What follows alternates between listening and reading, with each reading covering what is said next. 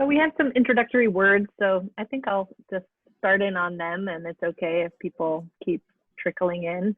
My name's Edie Irons. I'm the communications director at Transform, and our presenters today are Cheng and Hayley Currier, and Dave Severy is also here helping keep the event running smoothly. Atisha and David Beezer are also Transformers, but they're just tuning in. So thank you all for being here, and we'd love it if you all want to introduce yourselves in the chat. We might be able to. Oh, we went on you mute. muted. There you go. Oh, sorry. Somebody else muted me. If you want to just introduce yourselves in your chat and in the chat and say what brought you to the meeting, or if you're affiliated with an organization, you can share that as well. We can start saying our hellos over there. Just want to acknowledge there is a lot going on in the world right now. And there's a lot of hard stuff and a lot of painful stuff going on in the world, from the pandemic to the racial injustice that we see day after day, and the uprisings in the streets around that. And so just to name two things, but they're big things, and there's a lot of places you all could be right now, and we're really grateful that you're here with us for this. And we hope that this event, talk about public meetings, actually gives you some fuel to go out in the world and help address some of the issues that we're facing. So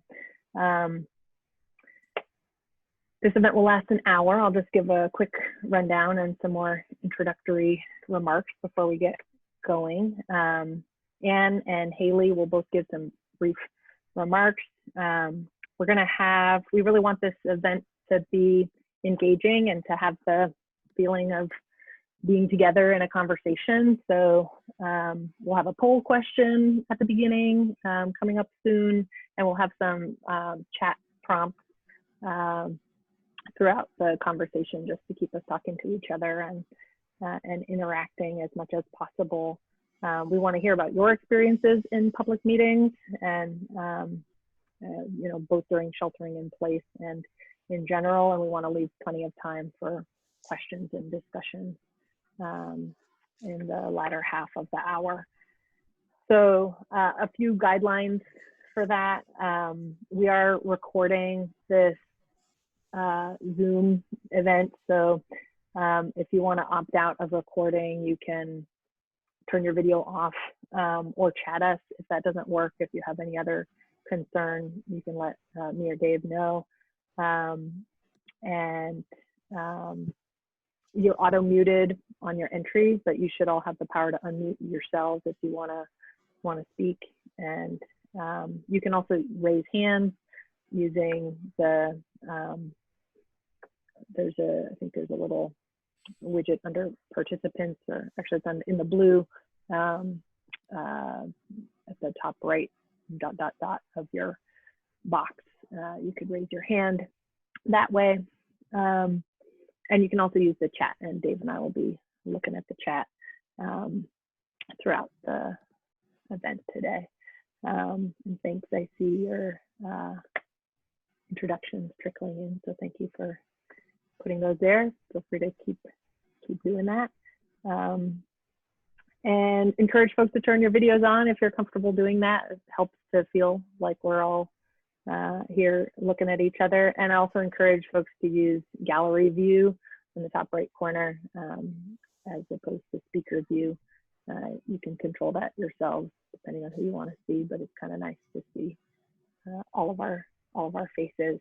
And if there are any accessibility needs that I haven't covered, we're going to do our best to kind of call out what's happening in the chat for anybody who can't see it. But if you have any needs around access, you can chat with me or Dave, or raise your hand if that's the best way. So the first poll I'm gonna just throw out there as I continue our introduction is, have you ever given a public comment at a public meeting before? And we want to just get a sense of where folks are coming from. So David's gonna put that out there to you.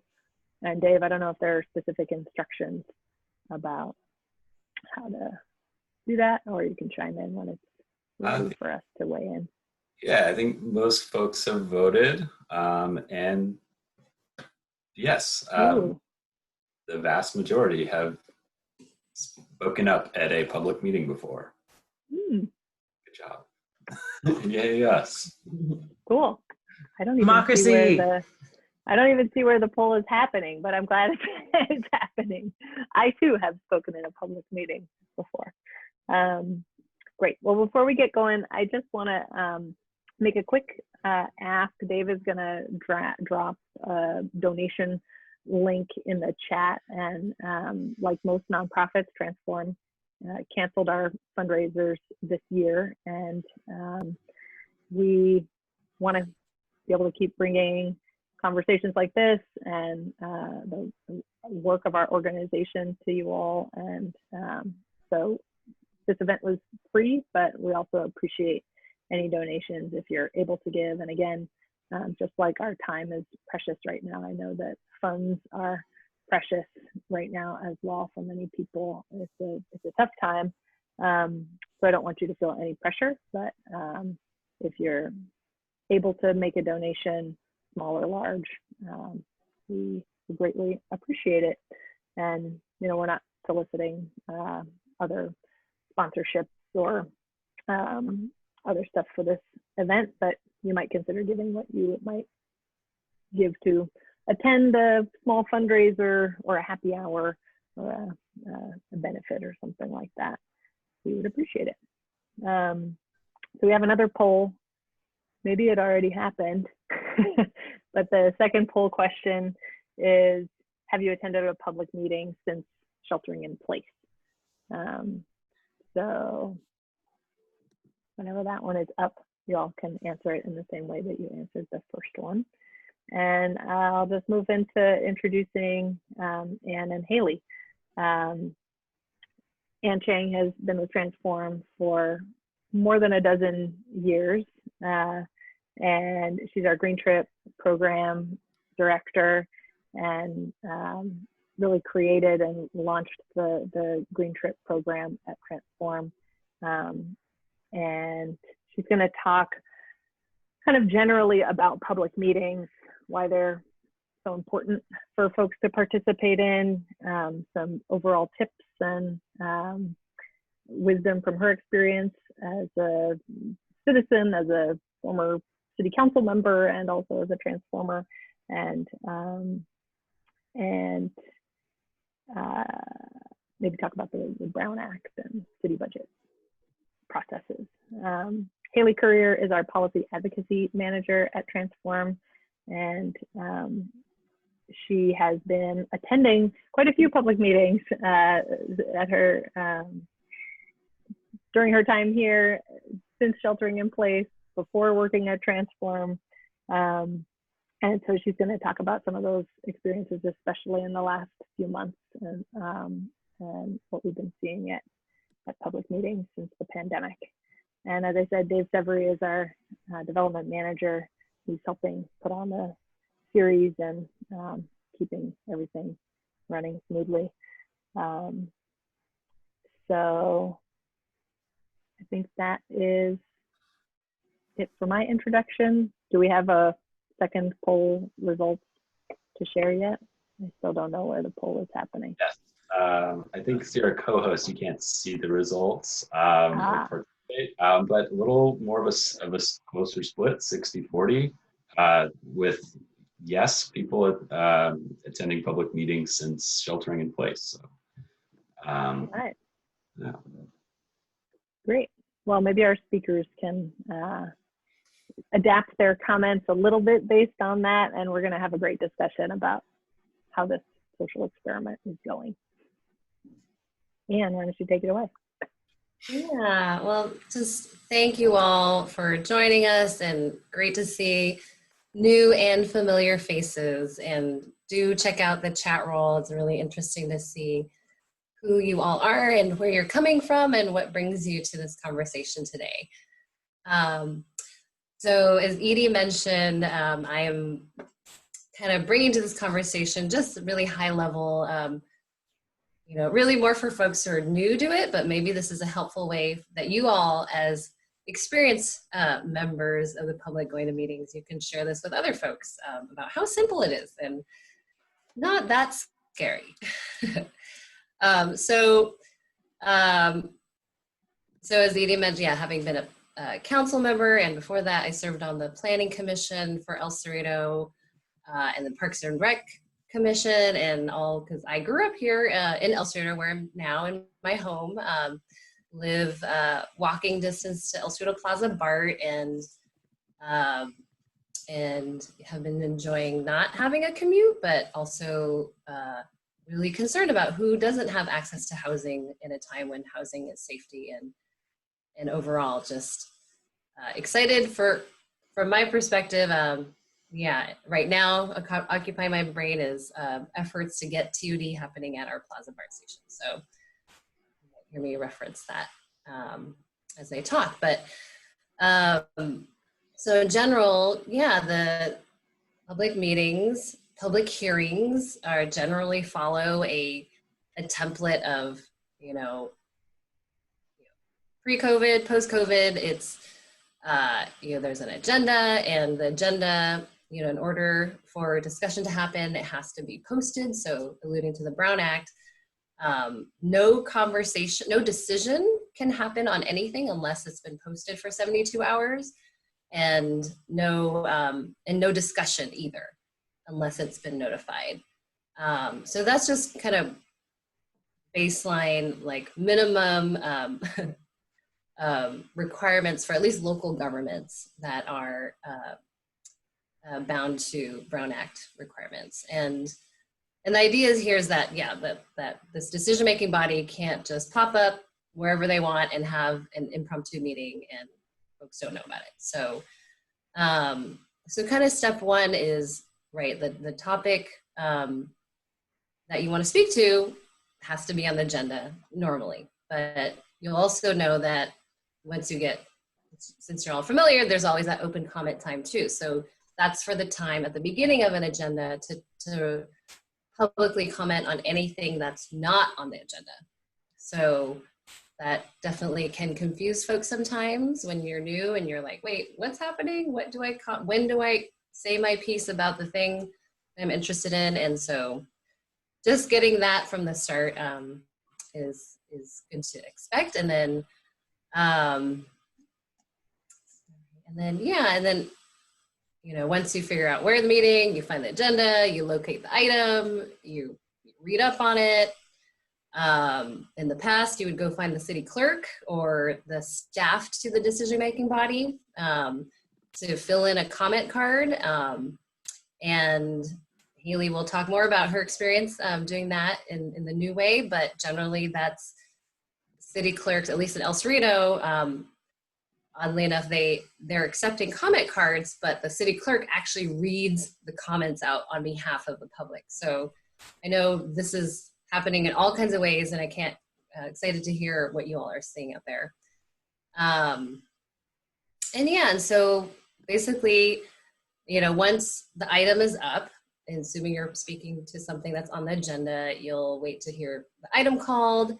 And so so what's so challenging about public meetings and public hearings is that there's a very meticulous order of operations and sequence of how conversations happen so that there can be an orderly way to, an transparent way to digest the information that's coming. And so step one, typically a staff person will give a brief kind of presentation, give the background, give the recommendation, and essentially set the table for conversation. And usually there's a pause there allowing the decision makers to ask clarified questions. So not discussion, but just like, you know, like factual clarifications. And then typically after that, once everybody gets on the same page around basic facts, then the public is invited to speak. And that's either, usually 3 minutes, but if it's a lot of people, that can shrink down to 1 minute, and that's within the purview of the meeting chair. And so as you're, queuing up, you get to your comment, you get called, you say your comment, and then from there, it kind of depends on the body.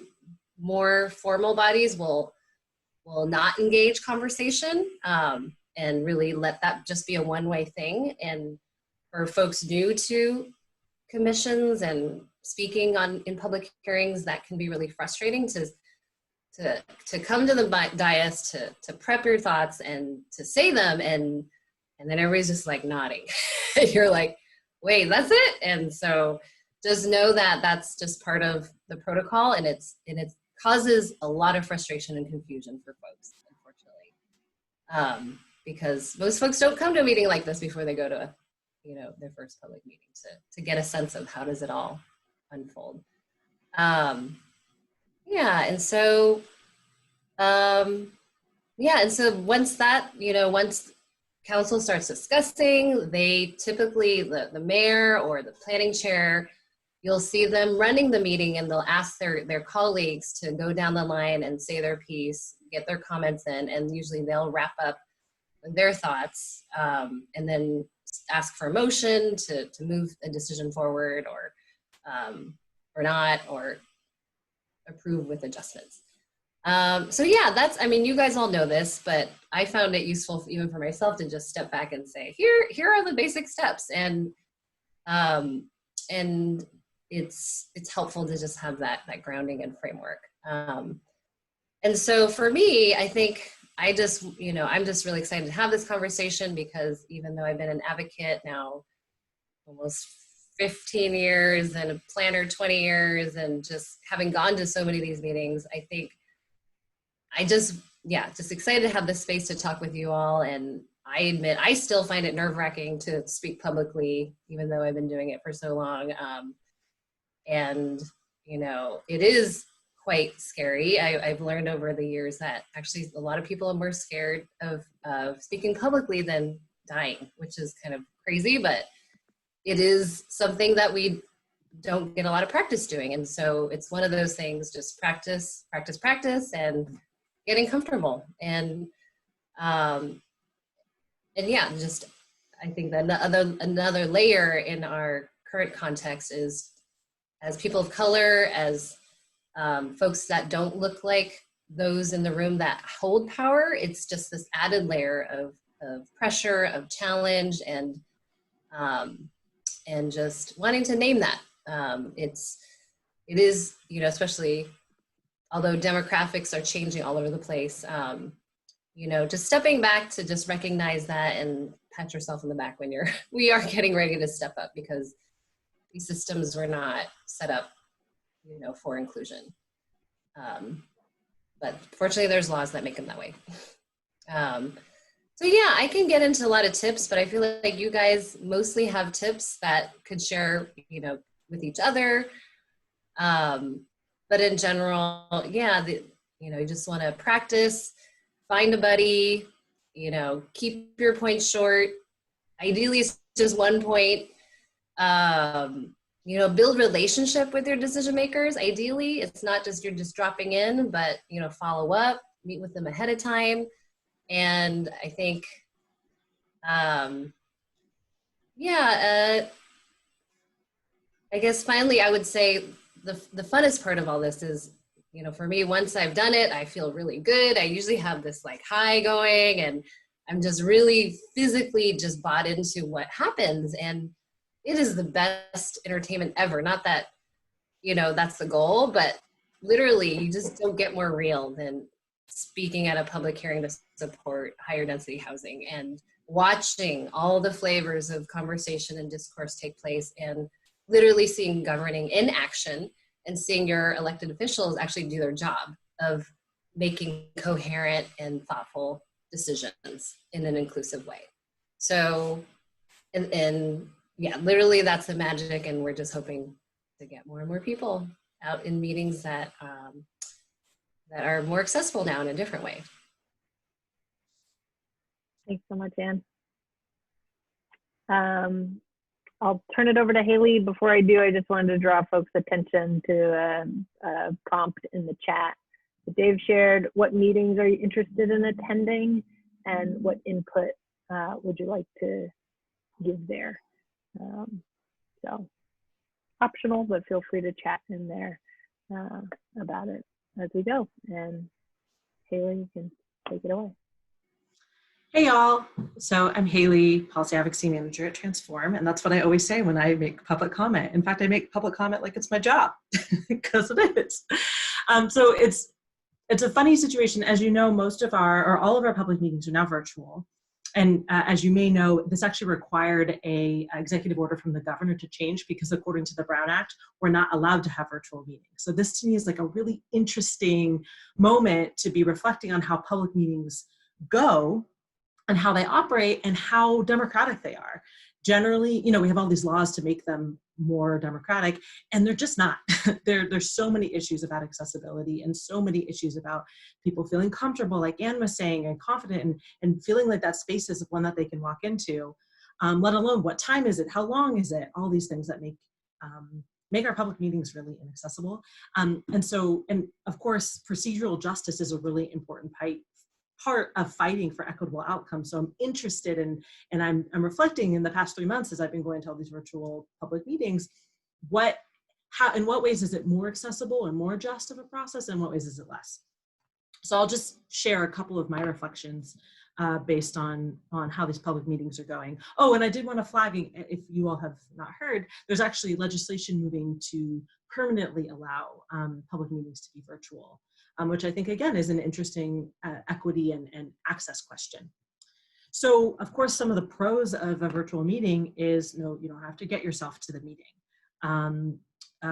Especially when they're in the middle of the day, like a lot of the meetings I go to for MTC, that's really hard if you're a working person who has a job where you're working during the day, or maybe even doing childcare during the day. How do you get to that meeting? And these meetings do not have childcare.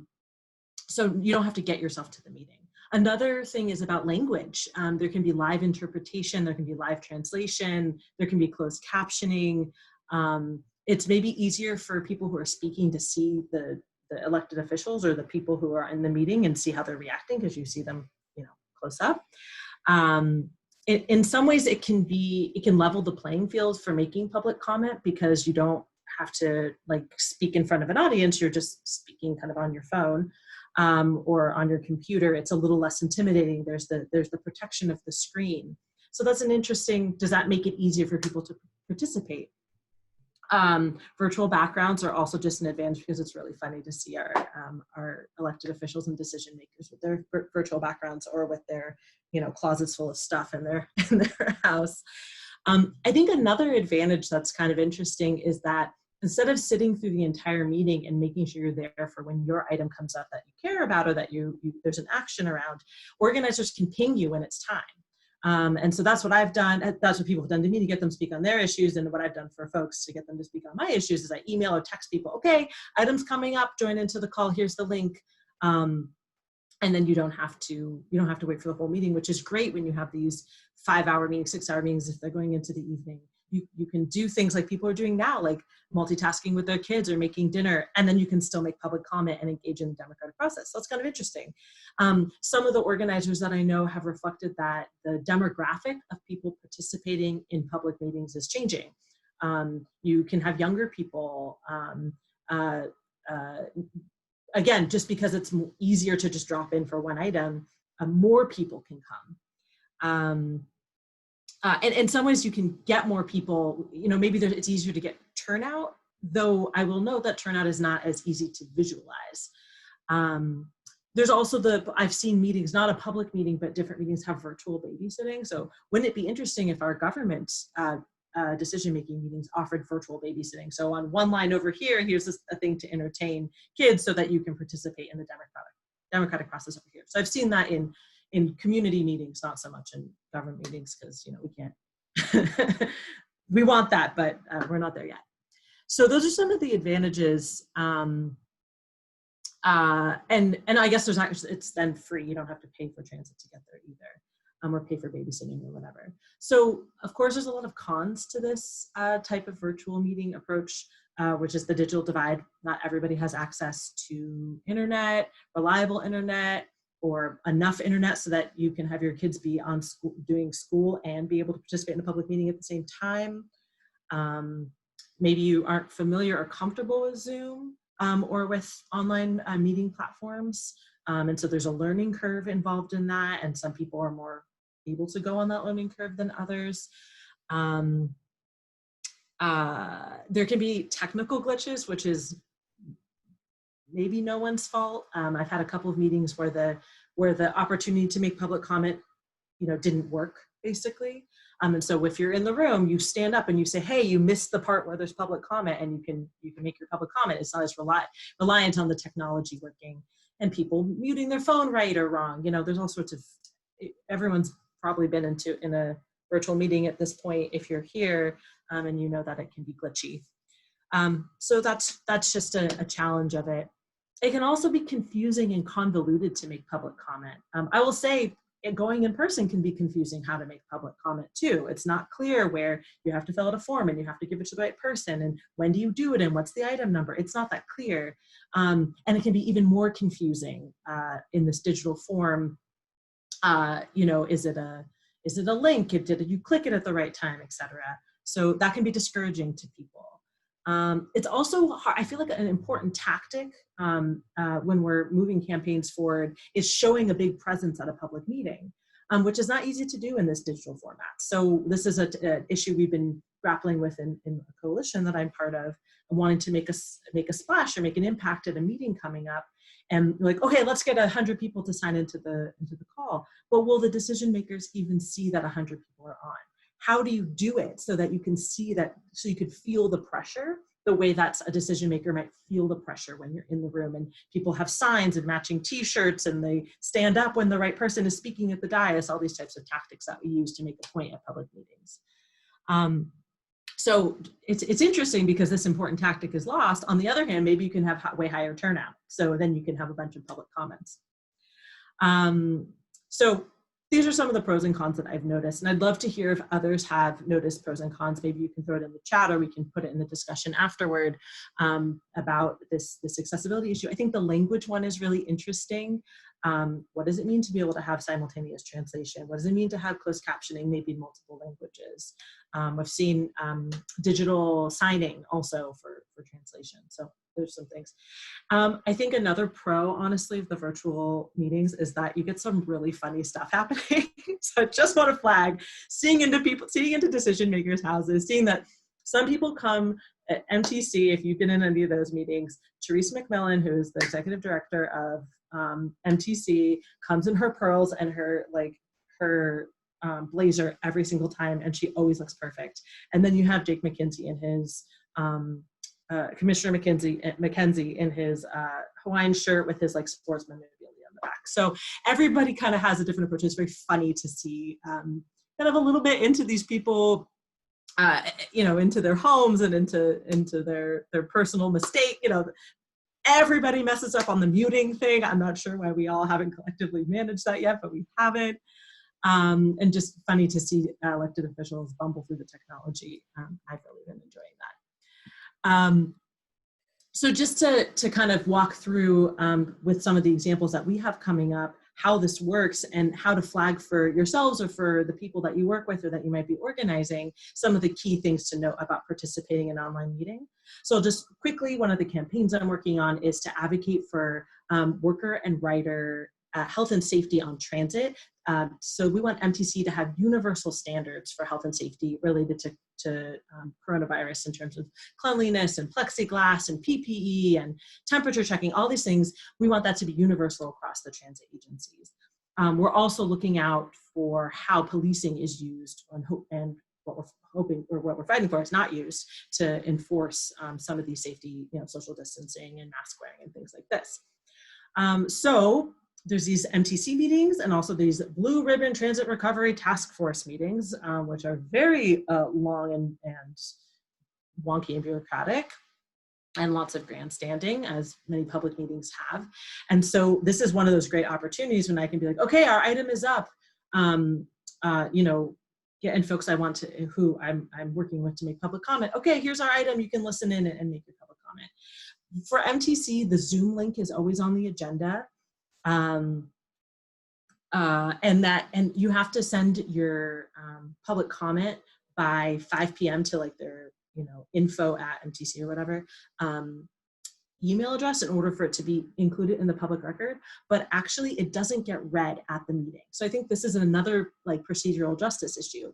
Unless you are sending it in enough time that it can be included officially on the agenda and so that the commission or the body can see it and read it, or unless you're actually making public comment, your comment will not be read. So I think this is a real issue, and I think we need to be grappling with what does democracy look like in the time of virtual meetings, because that doesn't seem that's a problem, I think. So we're always encouraging people to send your comments far enough ahead of time, about 3 days, so that it gets included in the agenda. And then if you're making public comment on the issue, you're logged in, you know, on the Zoom link, and they'll say, okay, public comment, and you use the raise hand function, like what many of us are familiar with, or *9 for the phone. And it's important, people with different access needs may not be able to use video, or for various reasons. Maybe they don't have enough internet, maybe they can't, they're blind, so they don't see the thing, whatever. And so *9, it's important that that's actually a way for people to make public comment as well. And then the facilitator unmutes you, and then you have your 1 to 3 minutes, 1 minute at the discretion of the chair if there's too many people, because what a shame to have too many people participating in democracy. So that's kind of an example there, and we're going to have opportunities that we'll be sharing out to engage in that campaign if you want to help us ensure worker and rider safety. And that's something we're working on with ATU, the Amalgamated Transit Union. I think I messed that up. Thanks. The union that's representing drivers and operators to ensure their safety as well. So, and just one more example I'll flag for you that you might be interested in is the Black Organizing Project campaign to get the Oakland Police Department out of Oakland schools, which they've been working on for about a decade. There's a vote coming up next week, and this is not something Transform officially works on, but of course we're all individually very supportive of. So I just wanted to flag it, especially given obviously so much attention and so much energy around policing and racial violence and violence against Black people. This is one that is coming up. And I think it's important to note for ourselves and for our partners and the folks we organize with, that online engagement in decision-making processes is, of course, a really important companion to the protests that we see in the street. And also it's a COVID safe, or a more safe way to engage for folks who are immunocompromised or feel like that health risk is not something that they can take on, and it actually is really necessary, of course, to move forward our demands. So the link is in the agenda, and it's important if we're working with community members and our partners to get them to be involved and to be able to make comment. Sending the link multiple times and making it really clear, I think is really helpful, because it is so confusing and convoluted. So those are some of the opportunities to engage in public meetings coming up. That's how I've some of the pros and cons. And I'd love to hear if others have pros and cons or any other way they're chewing on the democratic, the procedural justice issues in our virtual meeting space now. Thanks. Thanks, Hayley. I think, a lot of you chatted. Thank you again for introducing yourselves and sharing a little bit about what you want to get out of this event. That will help us deliver what you want. And I'd love to hear from other folks here who've been at virtual public meetings in the last few months, especially around what you've seen working well. I think some best practices, some surprising bright spots or opportunities, like some of the things Hayley mentioned. And we can also call out what needs working on. But I want to open it up. You can unmute yourselves or you can raise your hand.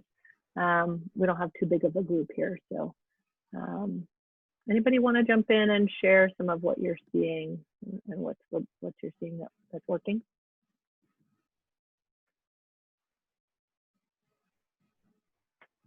I'll pull up one thing from the chat, which Jess shared a minute ago, which is that she has a cousin who's a paraplegic who has, for the first time, been able to attend every meeting she wants to without having to call days in advance and check on accessibility and whether she'll even be able to enter the building.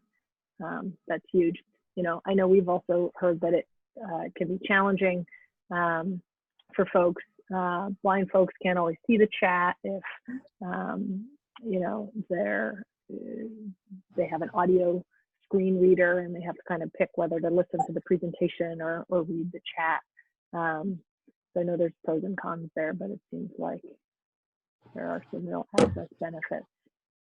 And I want to lift up what Gloria brought up about elders not being able to or having more trouble with online access and that being a real challenge to participation if you don't have the tech skills or the equipment. So thanks for raising that, Gloria.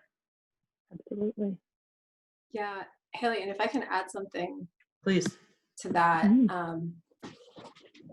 And when Hayley mentioned virtual backgrounds, I had to put Leslie Knope's desk on this. It's one of my favorites. From Parks and Rec. If you don't know the show, everybody on this call should know that show if they don't already.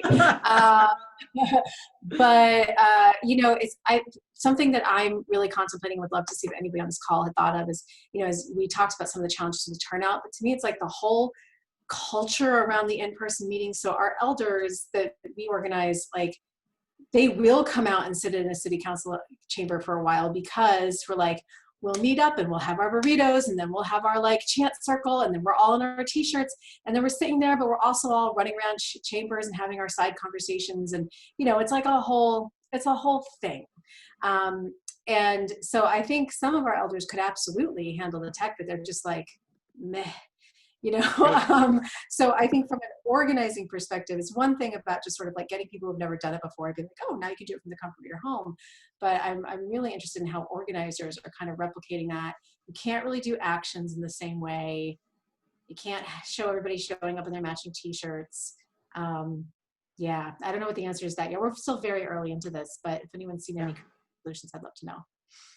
I was on a, just to partly show the answer to that question, I was on a forum a couple weeks ago and someone mentioned in Berlin, there had been a moment where people had made individual protest signs and then an organization, I forget what the particular issue was, went around and collected thousands of people's signs and laid them square to square on the lawn in front of the Parliament building, in front of the Reichstag building, to sort of make that build up of like, you know, thousands of people, individual voices. That seemed like a powerful visual way to replicate a small part of that. Mm-hmm. We also had talked about what if we all changed our name, because you can change your name on Zoom to the same thing. But again, it's what another challenge that we're facing is as a member of the, you know, if you're on the commission or whatever, what do you see versus what do you see as a participant? And as I'm on this Blue Ribbon Task Force and I see that there's the whole list of participants, but I don't have to click and look at them at all if I don't want to. So how do we still have that show of support, that even anything in mass, when the member has the ability to look away? And when you're in person, they can't look away. They have to look at the audience and they see all the people in the matching t-shirts and the people standing up and the signs and the whatever. So I think that's a real challenge. And I think we'll have to iterate together. How do we figure out how to make that splash? What tactics can we use in a virtual space? I just wanted to, go ahead, Ann. I just want to speak to and open it up wider. No, we have been talking about public hearings and like very formal public, you know, council meetings or very structured meetings, but I think there's definitely interest in broadening it to talk about all kinds of meetings and ways to do public engagement. And so I wanted to open that up further. Folks want to do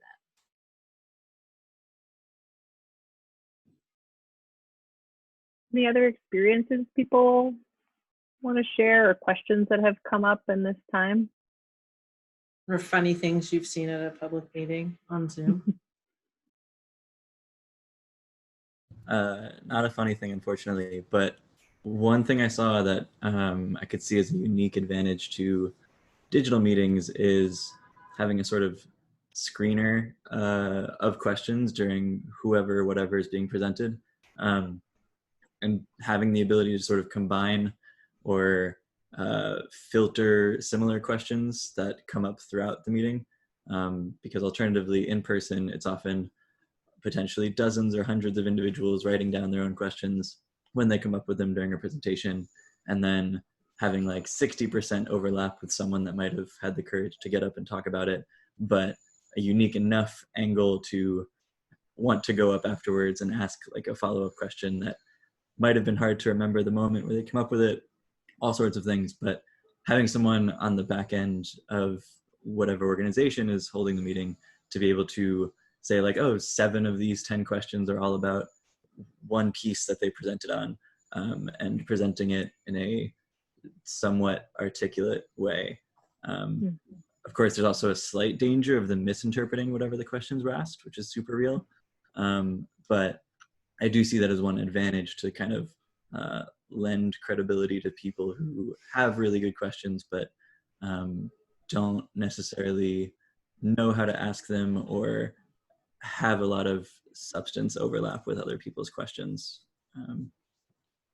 Have folks seen any of that happening? Thank you for that, Tyler. I'm curious if there's like behind the scenes management of questions and comments going on, or if it's just a free-for-all. Hayley, have you seen that, or others who've been at public meetings in the last few months? I'll let others chime in if they've heard anything. I had it was concerning, honestly, where a bunch of people sent letters of a similar vein, and the chair of the meeting asked the facilitator person, so did we get public comment through email? And she said yes, and they're all in support of the thing we're talking about. And that was wrong. That was a wrong interpretation of what the emails were. They were against the thing that was being talked about. And to the chair's credit, he was like, I don't think that's true. Based on the comments at this meeting, are you sure that's the case? But I think that leaves a lot of room for, there's just a lot lost in translation virtually. But I'm so like, curious. It's like, this is all we have. Is there also an opportunity to make meetings seem more accessible in a way they never seemed, that will maybe lead us into more engagement in the future when we hope to meetings again? I'll just quickly jump in, kind of in a way, that's what these longer planning processes, like, a TOD plan or a specific plan, or, something where there's facilitated workshops, which Transform is actually doing with BART on the Plaza BART station. And so one of the things we're seeing is the typical dynamic play out of folks in the Hills saying a lot about what their needs are, wanting to protect commuter parking. And we're literally trying to complement that voice with an alternate way to reach out to folks. And what we're experimenting with is, having, essentially gathering folks that, aren't the dominant voice that has been heard, and really helping the council and BART to see that, if your current way of doing typical public comment is only getting a certain level of feedback, you have to make sure to complement the formal settings that are very high pressure, high stakes, with other avenues that meet people where they're at. And so I think it's focus groups, it's, all these other ways where you can have that nuanced dialogue where people have the time and space to, aren't pressured to come up with something in a timely way that's spot on. So, and that's something we're trying to guide, at least.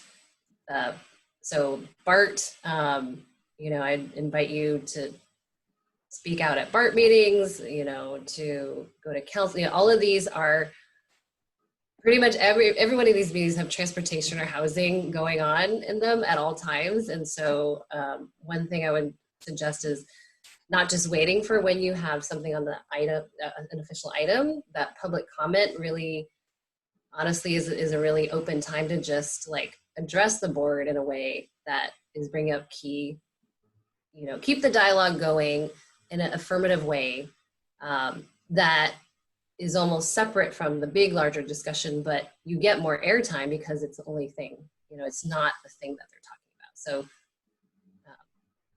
I want to hear from more folks though. Yeah. And I'll stop talking. Anybody who hasn't spoken yet want to share? Sorry, Kim, were you about to say something? I recently attended a meeting that wasn't like a public meeting. It was like another nonprofit meeting, and they got questions through this website called Thought Exchange.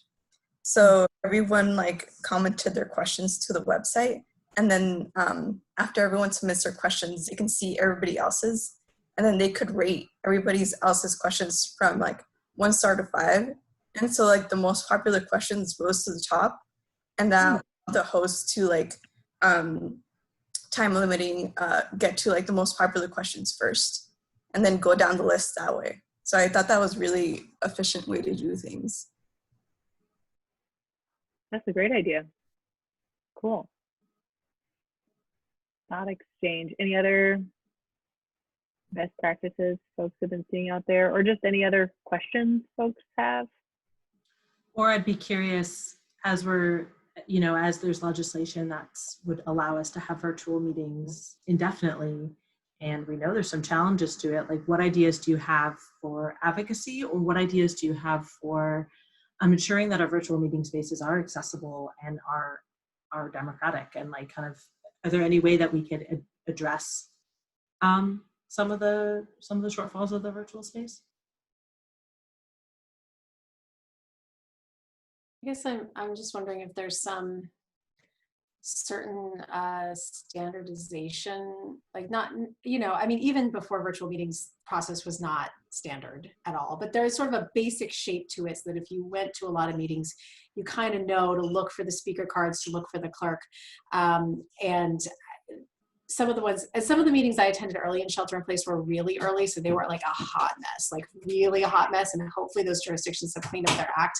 But everyone was really different how you needed to comment. And it still kind of feels that way. So I think maybe if they're probably not a standardization in platform, but just something about how people show up and how people comment.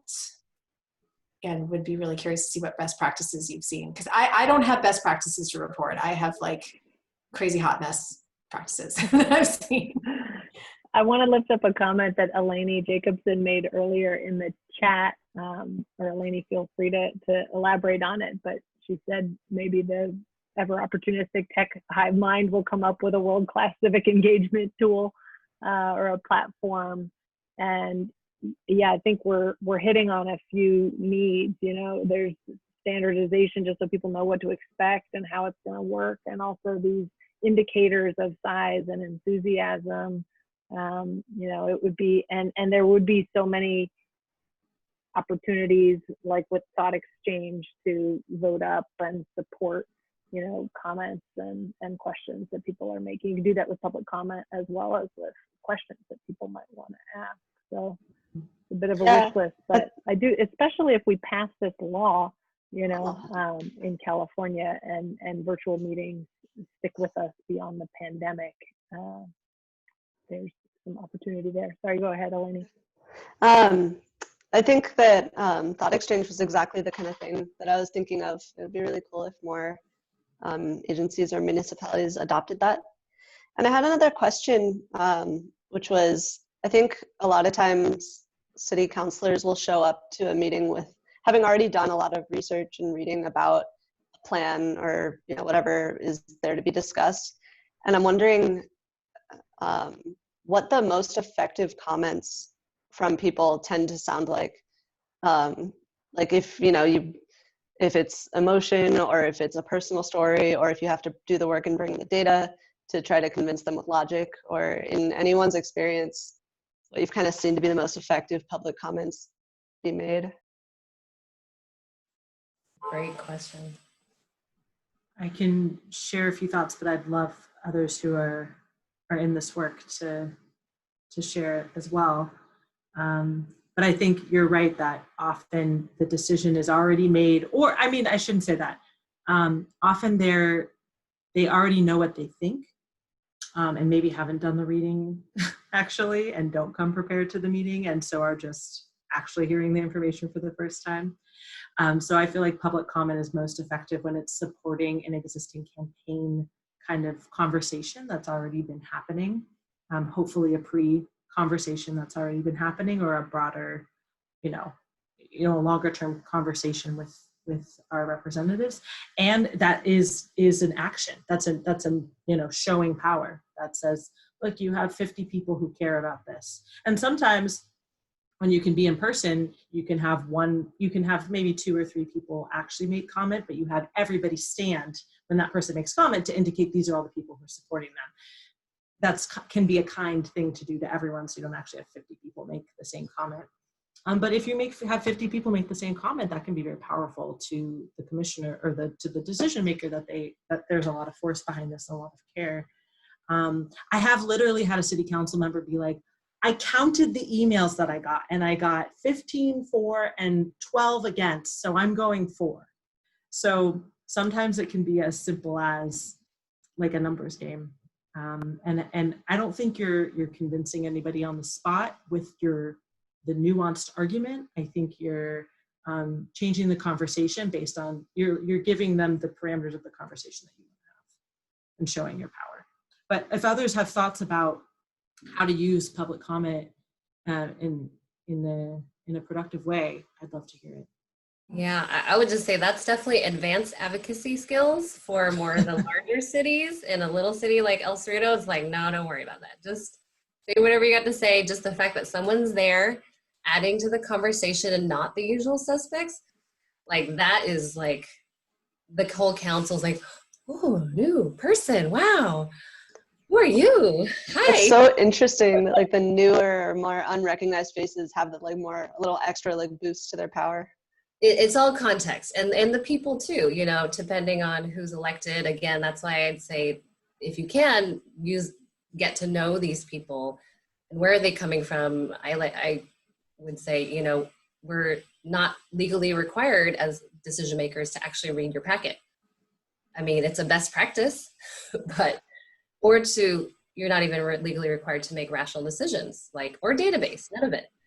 At the end of the day, so, start with where you're at. I think it's more about the process of building voice and getting more comfortable. And I've just found over time, while Transform and our Green Trip work is all very data oriented, we've gotten the benefit, some great research about how, literally it's the message, and we're missing out on hitting folks in their heart and moving folks from that deeper shared values place. Because I think another piece of especially when it comes to housing and transportation, there's going to be winners and there's going to be losers. And so the better we are at helping decision makers articulate who the winners are in a proposal and who the losers are, that also helps too, because otherwise it's too easy to see a whole community as a monolith. And it's just, it's not ever that way. And most folks who come to meetings are folks who are residents of a place, and you're missing out on the worker perspective, you're missing out on a youth perspective. And it's honestly, to add to, if we're gonna seize this moment and make it better, I would love to see communities actually look at their community demographics and make sure that every public comment actually is proportional to how their community looks. Like, are we hearing from renters? Are we hearing from, all the sectors of typical, the greatest sector of laborers and whatnot? But we don't do that. We just say, oh, somebody came, and how many? But we don't even ask, who are these people? Are they living in the hills? Are they living in the flats? Are they new? Are they old? So adding complexity to the the palette of conversation. Thank you for that. I want to just mark that it is 6 o'clock and the event is scheduled to end now. We thought we would do the virtual equivalent of hanging out afterwards for anybody who wants to stay and chat, stay and network a little bit, talk more about this. I think at least some of the transformers can stay on for maybe 10 minutes longer in a more informal way. I put a survey link in the chat, so before you go away, if you want to copy and paste that link or open it up in your browser, we'd really appreciate your feedback and about this event. Please read Gloria's comment in the chat as well. That was a good additional answer around this conversation of what makes an effective public comment. And we'll also put the donation link back in the chat. So if you have a chance to transform a little love, we would appreciate it. And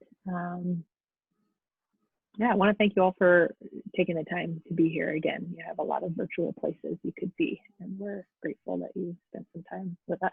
And thanks to Anne and Hayley and Dave for making this happen. And yeah, and feel free to stick around. If you want to chat a little more, feel free to hop off if you gotta go. But we also had the idea, I don't know how a buddy system would work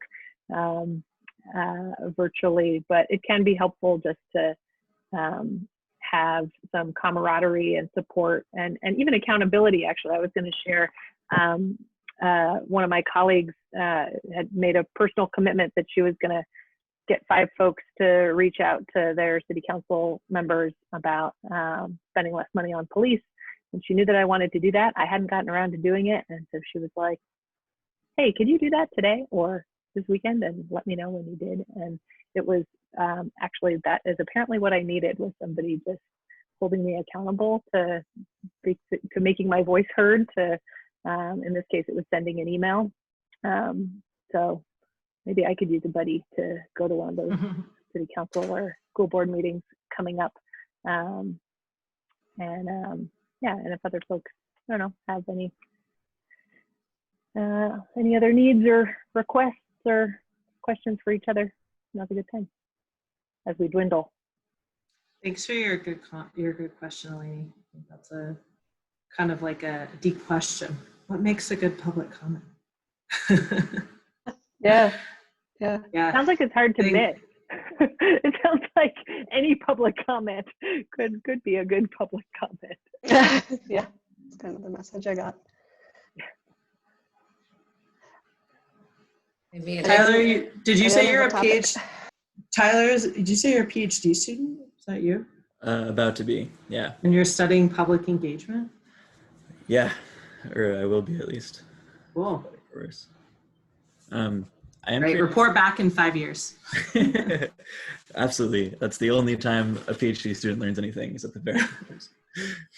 I am curious. I had a question about some meetings I've gone to pre-COVID were not about a specific organization that had a meeting or anything. It was just hosting public conversation about general topics like housing and transportation. And it was more about like really short targeted presentations with high level information, but mostly about having these breakout sessions at each table between like 10 or so residents about these topics to see what everyone's perspective on them is. And usually the theme is like, we all underestimate exactly what is being, I guess, leveraged with any policy decision, where a really abstract conversation just revolves around like, there isn't enough money in affordable housing.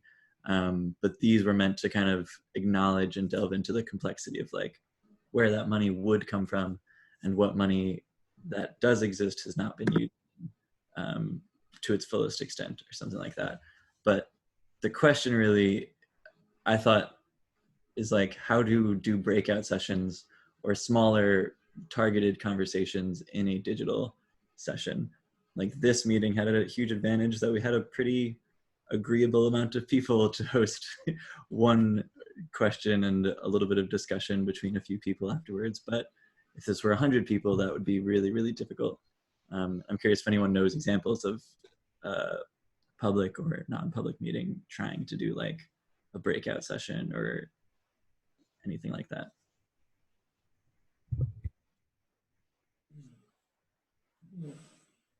I've been to a few where they do breakout groups. And I think it's fairly effective because, yeah, obviously you can't have it's hard enough to have a conversation on Zoom with the delay and talking over each other and different internet speeds.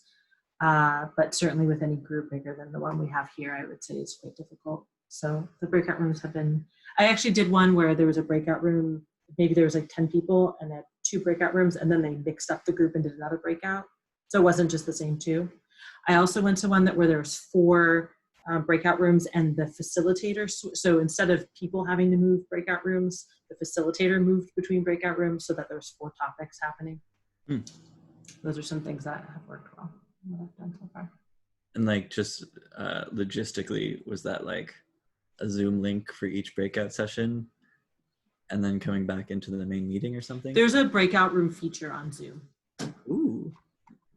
So there's like a back end thing that the host can do to put people in breakout rooms. That's super interesting. And then if someone has host power, then I think they can, I don't know exactly how they switch between, but there's some way that host can do that. Okay. That's super interesting. I didn't know this. I'm not important enough to be a host. They're all, they're adding new features every day, I think. Their stock is going through the roof, so they have the money to do it.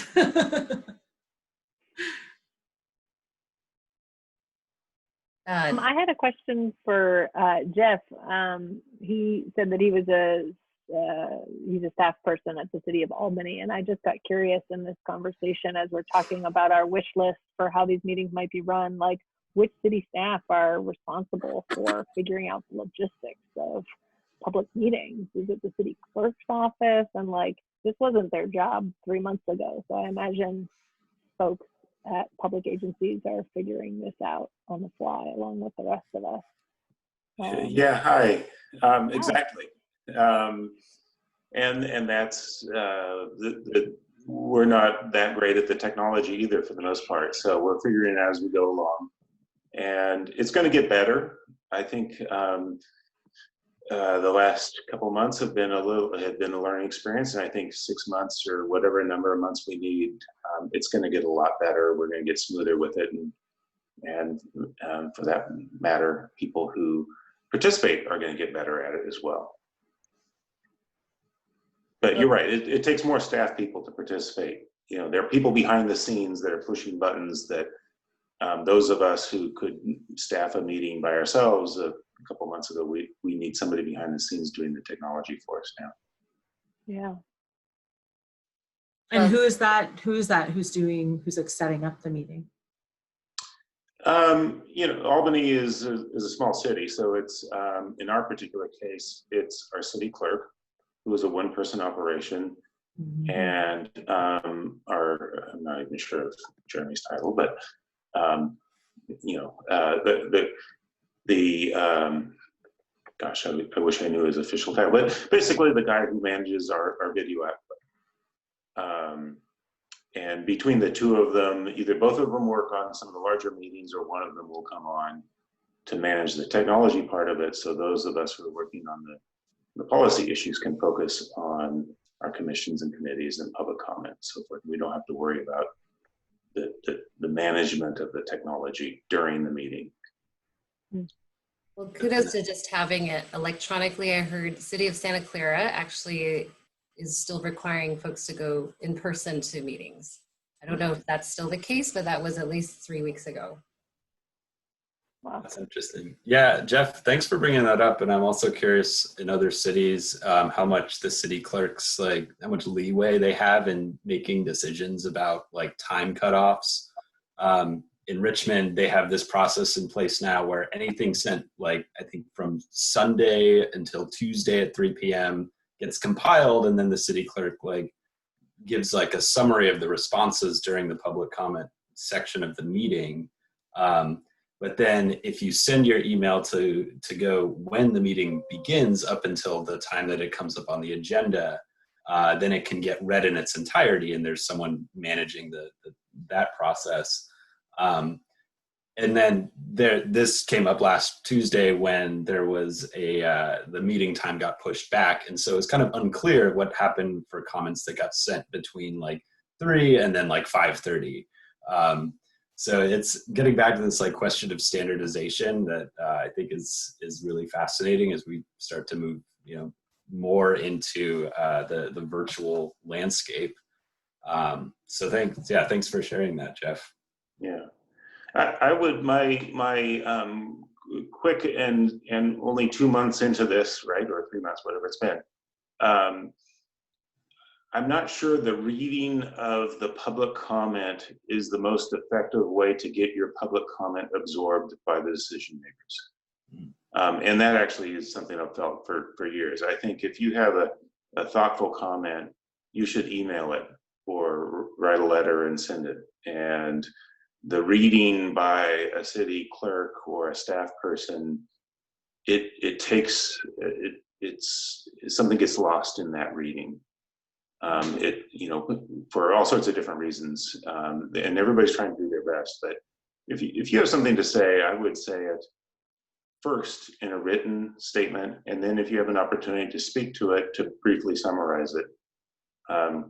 I've certainly seen people on a few occasions where they're timing it just so that they get their comment read. They want it to come in late enough. And that's kind of a perverse way of engaging community decision makers, in my view. I don't think it's very effective. Right. Yeah, thankfully in Richmond, there's still an opportunity to call and like be like kind of live, like radio call-in hour. And I think it really is kind of important for the groups that are kind of organizing and activating their constituencies to be able to just give people the information about those processes. But it's really good to hear kind of from the behind the scenes from the city staff. Thanks. You're welcome. Another question real quick. I think the city of San Jose had a city council meeting on its budget sometime last week. They were approving a new budget. So there was like 3 hours of public comment regarding police, obviously.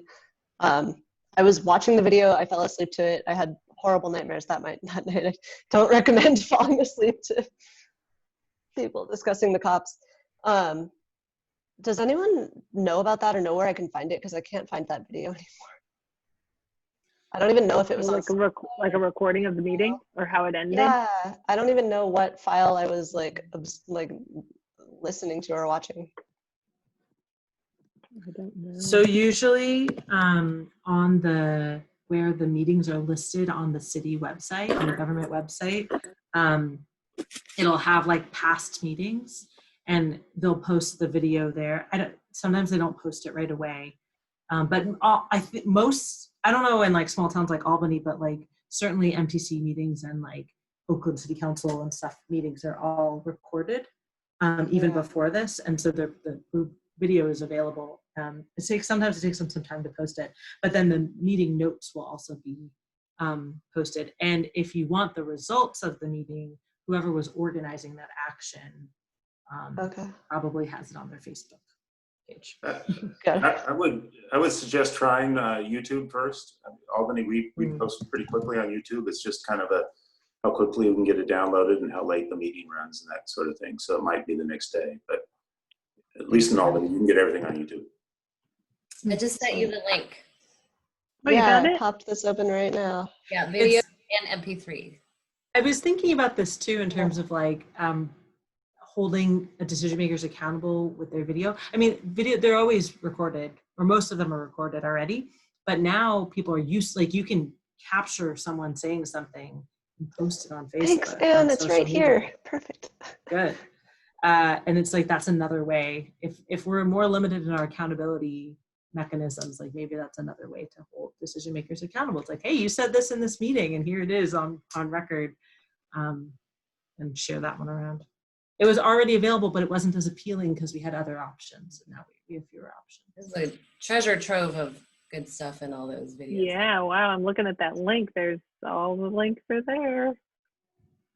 I don't know if folks saw, I on Twitter, I think this was over the weekend or on Friday, I saw some BART board directors started posting videos of Deborah Allen saying some pretty offensive things about crime on BART and, you know, coming out against her. And you could see there were videos of the responses in, you know, that directors made in the meeting, and then they're tweeting about it. I mean, I guess you could do that in the past if things were on, but it was more like it would be on public access TV or something like that. So yeah, there's a whole accountability and recording piece here that is also new. Another thing is it's easier for everyone to multitask, including decision makers, so they can ignore you. And you don't see their face necessarily, so they can turn off their camera, so it's easier for them to ignore you. And how many times they will forget to mute themselves and take another call, which they couldn't do, before or in person. Thanks, Eleni. Nice to see you. Thanks for your good conversations. Yeah, absolutely. Yeah, see you guys next time. Of course. Yeah. You bet. I also have to run. I'm on dinner duty tonight, so I'm gonna sign off, but I won't end the meeting. And Dave has to go and make public comment to save the public libraries in Richmond, right? My comment is in the queue to be emailed promptly at